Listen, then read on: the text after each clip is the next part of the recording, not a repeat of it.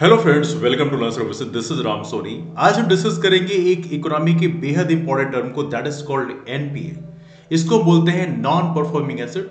हाल ही में पार्लियामेंट में क्वेश्चन आवर के दौरान एक क्वेश्चन का रिप्लाई करते वक्त हमारे जो फाइनेंस मिनिस्टर हैं श्रीमती निर्मला सीतारमन, उन्होंने बताया कि बैंकों ने पिछले 5 वर्षों में लगभग 10 लाख करोड़ रुपए के एनपीए को राइट ऑफ किया है। तो अगले कुछ देर में मैं आपको समझाने का प्रयास करूंगा कि ये जो एनपीए को राइट ऑफ करने का बेनिफिट क्या है। वैसे देखा है तो ये बहुत ही अजीबोगरीब टर्म है। देखा जाए तो ये कुल मिला के वैसी कहानी हो गई जैसे कि एक केले का जो मेन पार्ट है, जो खाने वाला पार्ट है, मैंने किसी अमीर को खिला दिया, उसके बाद गरीब को समझाने लग जाए कि बेसिकली इस छिलके का बेनिफिट क्या है ना। तो हालांकि उसी तरह से मैं आपको समझाने का प्रयास करूंगा कि एनपीए को राइट ऑफ करने का बेनिफिट क्या है, बिकॉज अब तो कोई ऑप्शन बचा नहीं। तो ऐसी कंडीशन में देखिए, हमारे देश में ये समस्या आज की नहीं है, ये समस्या बहुत पुरानी है, उसको हम डिस्कस करेंगे। लेकिन बिफोर दैट आप देख सकते हैं न्यूज़पेपर की हेडिंग भी है, banks wrote off NPAs over 10 lakh crore in last 5 financial year. अब मैं समझाने का यदि प्रयास करूं तो सिंपल से टर्म से मैं आपसे समझाऊं तो हमारे देश में जो रिच क्लास होता है, रिच क्लास मतलब जो बहुत बड़ा पूंजीपति होता है, उससे लोन बहुत आसानी से मिल जाता है। जैसे यदि आप देखेंगे हमारे देश में जो बड़े बड़े बिलियनर हैं, जिनके पास बेशुमार दौलत है, यदि आप उनके पास लोन की बात करें कितना लोन है, तो they have massive amount of the loan.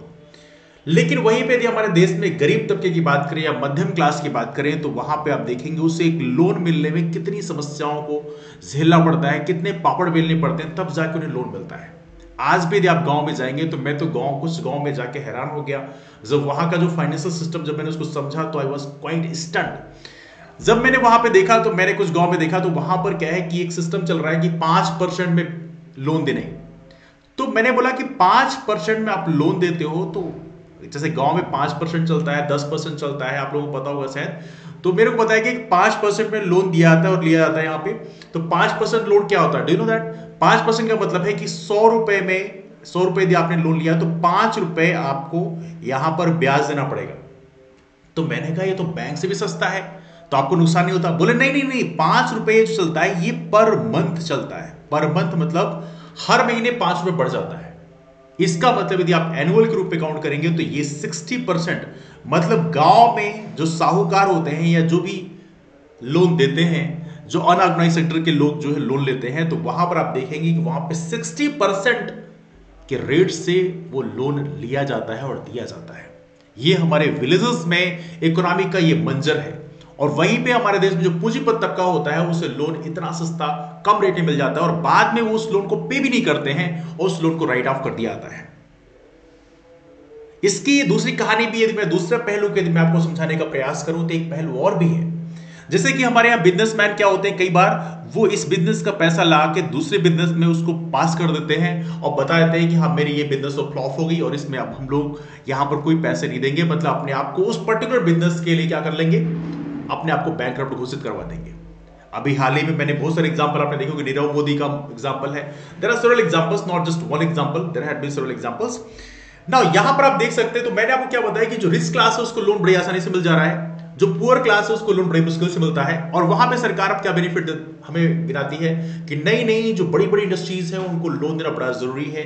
यदि उनको लोन नहीं देंगे तो हमारे यहाँ जॉब अपॉर्चुनिटी क्रिएट नहीं होगी, ये वो फलाना ठिकाना ढेरों सारी चीजें बताते हैं। लेकिन असल डीप डाउन इनसाइड में जो समझाने का प्रयास करता हूं, मैं आपको बताना चाहता हूं कि जो बड़ी बड़ी बिजनेस है वहां पर एम्प्लॉयमेंट की इतनी अपॉर्चुनिटी क्रिएट नहीं होती जितनी जो हमारे यहाँ एमएसएमई सेक्टर है, micro small and medium enterprises, यहां पर जितनी जॉब क्रिएट होती है उतनी जॉब कहीं क्रिएट नहीं हो सकती।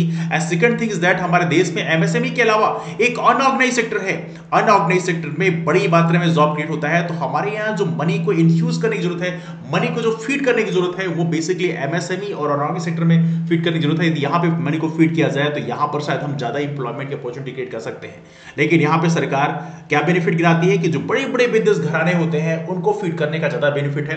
तो वही मैंने आपको समझाने का प्रयास किया कि जो केला है, केले का मेन पार्ट जो है किसी अमीर को खिला दो, उसके बाद केले का छिलके का जो बेनिफिट है वो किसी गरीब को आप गिनाओ कि हाँ नहीं उससे बेनिफिट है, ये इंप्लॉयमेंट है, समथिंग लाइक दैट। एनीवे ये तो समथिंग रहा इस एनपीए के बारे में। नाउ इस एनपीए का बेनिफिट क्या है इसको हम थोड़ी देर में समझने का प्रयास करेंगे, बिकॉज जब एग्जाम में आप इंटरव्यू देने जाएंगे तो वहां पर आपसे ये पूछा जाएगा बेसिकली इस एनपीए को राइट ऑफ करने का बेनिफिट क्या है। तो जान लेते हैं उस टॉपिक के बारे में। लेकिन यहां पर एज आप देख सकते हैं, banks have written off bad loans worth 10,09,511 crore. That's such a massive amount of money. In the last 5 fiscal year, पिछले 5 वित्तीय वर्षों में हमारी जो बैंक है जिन्होंने 10,09,511 करोड़ रुपए का बैंक लोन को राइट ऑफ किया है, ये इंफॉर्मेशन हमारी वित्त मंत्री ने दिया है पार्लियामेंट को। एनपीए क्या होता है, बैड लोन्स क्या होता है, इसको जान लेते हैं। देखिए, नॉन परफॉर्मिंग एसेट का मतलब होता है एक ऐसा लोन जो कि इसका जो प्रिंसिपल है या जो उसका इंटरेस्ट पेमेंट है ये ओवरड्यू रहे अगले 90 दिन के लिए, मतलब अगले 3 महीने तक यदि आपने ना उसका कोई भी अमाउंट आपने यदि पे नहीं किया तो वो एनपीए में काउंट हो जाता है। मतलब सपोज करिए आपकी जो किस्तें बनी हुई हैं, जो बैंक से आपने लोन लिया उसकी जो किस्तें बनी हुई हैं, यदि आप अगले 3 महीने तक यदि आप पेमेंट नहीं करते हैं तो एनपीए में काउंट कर लिया जाता है। लेकिन इसमें बहुत सारी कैटेगरीज होती है, समझने का प्रयास करेगा जैसे इसमें डिस्क्राइब कैसे करते हैं। तो यहां पर देखा जाए तो एनपीए को फर्दर कई सारी कैटेगरी में डिफाइन किया गया, जैसे सब स्टैंडर्ड कैटेगरी, डाउटफुल कैटेगरी और लॉस असेट्स।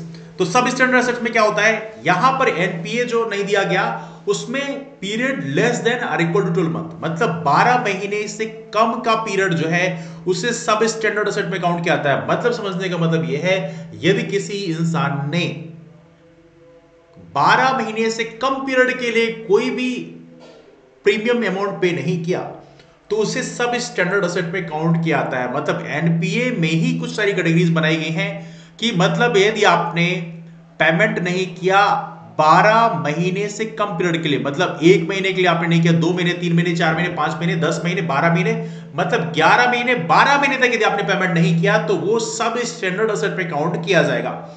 इसके बाद होता है डाउटफुल असेट्स। यदि आपने 12 महीने के बाद भी पेमेंट नहीं किया, मतलब 12 महीने तक तो आपने पेमेंट नहीं किया, लेकिन 12 महीने के बाद भी आपने पेमेंट नहीं किया, 13वें महीने यदि आपने पेमेंट नहीं किया तो उस कंडीशन में उसे डाउटफुल असेट पे काउंट कर लिया जाएगा। और तीसरा यहाँ पे loss assets.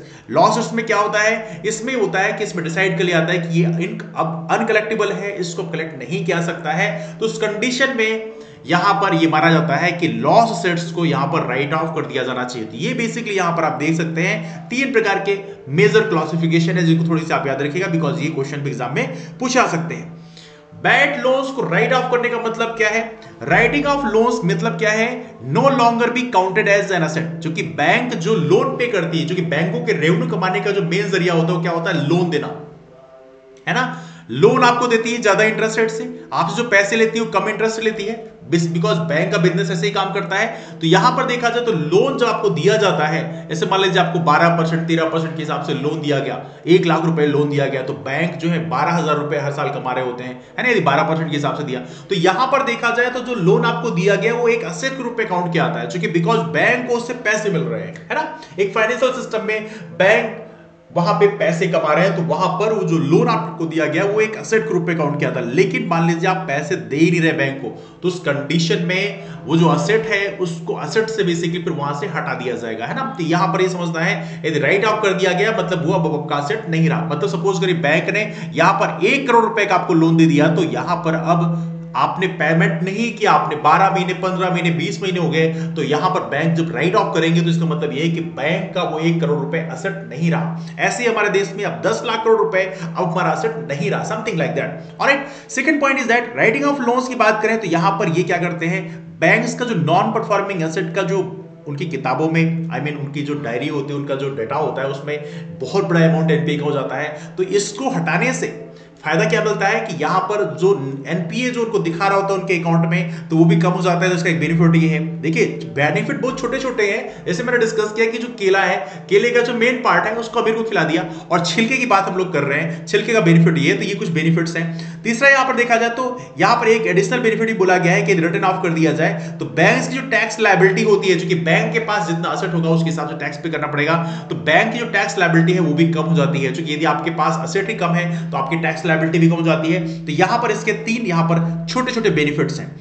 Bank right of क्यों करते हैं, तो यहां पर लगभग लगभग वही सेम पॉइंट हम डिस्कस कर रहे हैं, जिसमें बोला गया है कि यहां पर after the write off the lender moves the defaulted loan or NPA out of the asset side and reports the amount as loss। तो उसको लॉस के रूप में हमने गिना दिया, सिंपल सी बात है। Second thing is that right of करने के बाद में बैंक जो है रिकवरी करने का प्रयास कर सकते हैं कि हाँ इस लोन को रिकवर किया जाए, है ना। इसके बाद प्रोविजनिंग बनाए जाते हैं, कुछ प्रोविजन बनाए जाते हैं। रिकवर कैसे किया जाएगा उसमें काफी ज्यादा डिस्प्यूट्स होते हैं कई बार, है ना, because you know the situation कि हमारे जो रिस्क क्लास होता है उसको लोन आसानी से मिल जाता है, तो ऑब्वियस बात उनके टर्म्स भी बेसिकली बैंक ऑफिसर के साथ अच्छे होते हैं, तो रिकवरी उतना अग्रेसिव तरीके से होगी, इसकी पॉसिबिलिटी भी कम होती है। एनीवे, टैक्स लायबिलिटी की बात करें, will also come down as return of amount is reduced from the profit. तो ये चीजें ऑलरेडी पहले डिस्कस कर चुके हैं। तो कुछ महत्वपूर्ण टर्म्स हैं जिसके बारे में हम लोगों ने यहां पर समझने का प्रयास किया।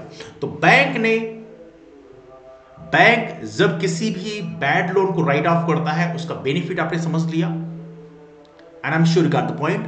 बट सबसे बड़ा पॉइंट हमारे सामने यह है कि हमारे बैंक्स ने पिछले 5 साल में 10,09,511 करोड़ रुपए का अमाउंट राइट ऑफ किया है, and that is such a massive amount, that is a big loss for Indian economy. Anyway, ये रहा डिस्कशन का टॉपिक। डिस्कशन को वाइंड अप करते हैं, मुलाकात करते हैं आप लोगों से अगले डिस्कशन में। लेकिन फिलहाल के लिए आपके ओपिनियन क्या है? क्या बैंक्स को इस तरह से एनपीए ऑफ करना चाहिए, राइट ऑफ करना चाहिए? आपके ओपिनियन में क्या है आप नीचे कमेंट करके जरूर बताएं। इसके अलावा हमारे जो फ्रेंड्स यहाँ पे पीएससी की तैयारी के लिए इच्छुक हैं वो हमारे राम सोनी पे पीएससी नाम के टेलीग्राम ग्रुप को ज्वाइन कर सकते हैं, और साथ में हमारा एक सुपर 30 बैच है उसे भी ज्वाइन कर सकते हैं। उसको ज्वाइन करने के लिए इंक्वायर कर सकते हैं हमारे राम सोनी पे पीएससी नाम के टेलीग्राम ग्रुप में। मुलाकात करते हैं फिर, तब तक bye bye, take care, have a wonderful day, keep moving forward and take care, and do not forget to share this video among your friends, and you can like this as well if you like the video. That's all, thank you.